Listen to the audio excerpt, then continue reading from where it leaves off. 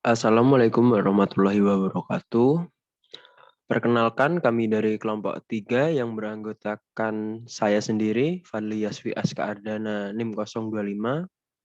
Kemudian ada Andi Batari Toja, NIM 028. Dan yang terakhir ada Ikhlasul Wildan, NIM 047. Pada kesempatan kali ini, kami akan mempresentasikan hasil diskusi dari kelompok kami. Tapi sebelumnya mohon maaf karena Saudara Ikhlasul Wildan tidak bisa bergabung pada kesempatan kali ini dalam mempresentasikan diskusi. Kemudian langsung saja menuju pembahasan. Iman dan pengaruhnya dalam kehidupan. Hakikat iman. Iman secara etimologi artinya mempercayai, percaya berkaitan erat dan tidak bisa dipisahkan dari mengenal dan mengetahui ma'rifat. Dalam arti kepercayaan terhadap sesuatu, itu tumbuh dengan dilandasi dan didasari pengetahuan dan pengenalan terhadapnya. Jika seseorang mempercayai sesuatu, maka dia mengetahui dan mengenalnya. Sedangkan menurut terminologi, iman diformulasikan sebagai pembenaran dengan hati, pengakuan dengan lisan yang dibuktikan dengan perbuatan dan karya nyata amal.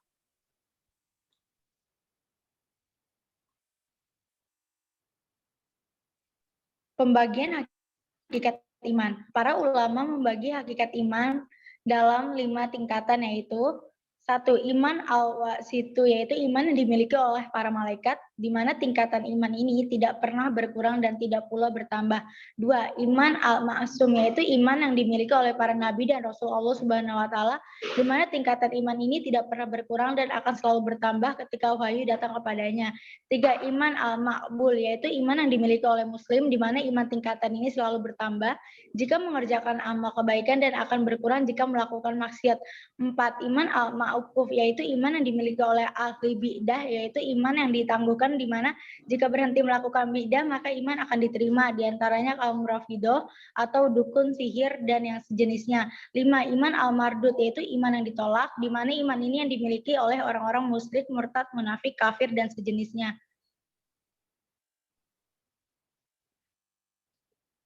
Sifat iman. Iman memiliki 3 sifat, yaitu iman itu bersifat abstrak dengan pengertian manusia tidak mengetahui dan mengukur kadar keimanan orang lain. Iman bersifat abstrak karena iman ada dalam hati dan isi hati tidak ada yang tahu kecuali Allah dan orang tersebut. 2. Iman bersifat fluktuatif, artinya naik turun, bertambah dan berkurang. Bertambah karena melaksanakan ketaatan dan berkurang karena melakukan kemaksiatan. Kondisi iman bersifat fluktuatif ini karena iman bertempat dalam hati, yang mana karakter dasar hati adalah berubah-ubah dan tidak tetap dalam suatu kondisi. Hati kadang sedang, senang, sedih, marah, rindu, cinta, benci, sehingga dalam bahasa Arab hati dinamai kolbun, yang artinya bolak-balik dan tidak tetap dalam satu kondisi. 3. Iman itu bertingkat-tingkat, artinya tingkat dan kadar keimanan dalam hati orang beriman itu berbeda dan tidak sama. Ada yang kuat, ada yang sedang, dan ada yang lemah imannya. Hubungan iman, ilmu, dan amal. Amal soleh merupakan wujud dari keimanan seseorang, artinya orang yang beriman kepada Allah Subhanahu wa taala harus menampakkan keimanannya dalam bentuk amal soleh, iman, dan amal soleh. Ibarat dua sisi mata uang yang tidak dapat dipisahkan. Mereka bersatu padu dalam suatu bentuk yang menyebabkan ia disebut mata uang. Iman tanpa amal soleh juga dapat diibaratkan pohon tanpa buah. Dengan demikian, seseorang juga mengaku beriman harus menjalankan amalan keislaman. Begitu pula orang yang mengaku Islam harus menyatakan keislamannya. Iman dan Islam seperti bangunan yang kokoh di dalam jiwa karena diwujudkan dalam bentuk amal soleh yang menunjukkan nilai-nilai keislaman.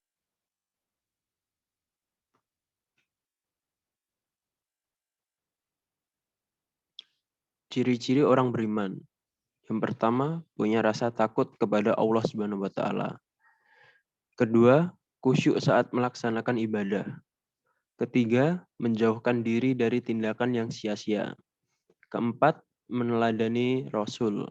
Kelima, punya akhlak yang baik. Dan yang terakhir, selalu bersyukur atas apa yang Allah berikan. Hal-hal yang mampu merusak keimanan.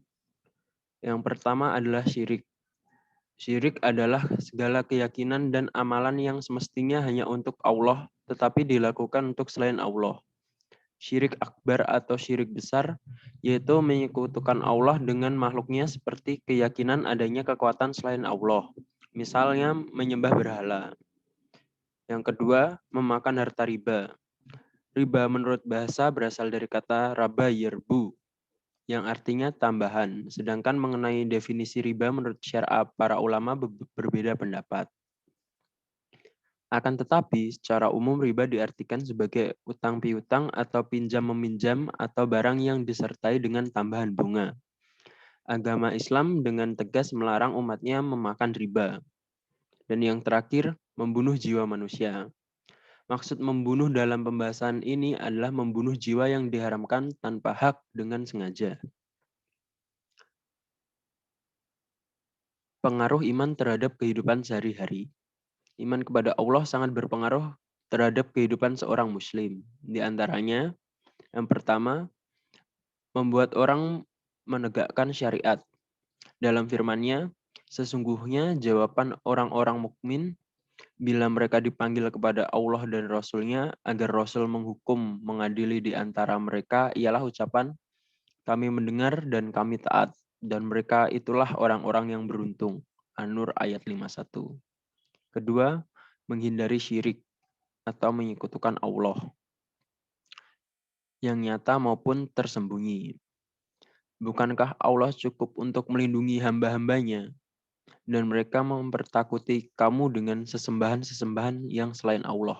Az-Zumar ayat 36.